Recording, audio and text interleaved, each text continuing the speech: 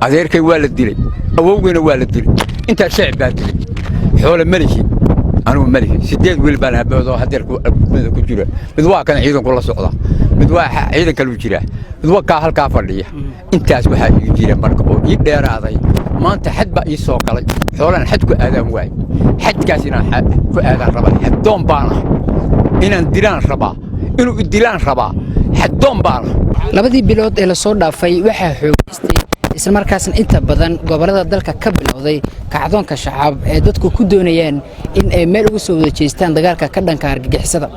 halkaana degmada Gudalabe waxaan kula kulannay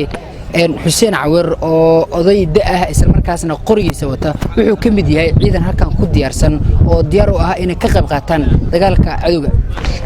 aad baad maasantay Xuseen odaya baa tahay maxay kugu dhaliyeen inaad qorigan qaadato xilligan waxa igu dhaliyay bil ay qabtay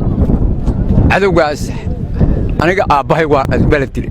adeerkay waa la dilay awowgayna waa la dilay inta shacab baa dilay xoolo malihi anu malihi sideed wiil baan haboodo hadeerku ku jira mid waa kan ciidanku la socda mid waa ciidanka lu jira mid waa ka halka fadhiya intaas waxa ii jira marka oo ii dheeraaday maanta xad ba ii soo galay xoolan xad ku aadaan waay xadkaas inaan ku aadaan raba xadoon baan inaan dilaan raba inuu dilaan raba xadoon baan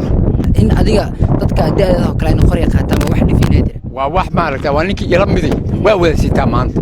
inta rag laba hadii ila socda kaligay ma ahi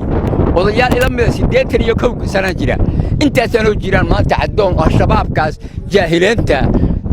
habeenkan garaasada baa la ii sheegay culumada ii sheegtay xad ii soo dhawaaday weey inaan xad ka galaan rabo dagaalka diyaar u ah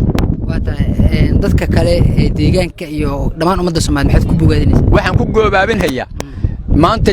janna idin soo dagantay dalkiinood xoreysatiin iyo dunyadiinood banaysatiin iyo jannadood gasheen kii dhintaa jannadu galahaya malaku mawdna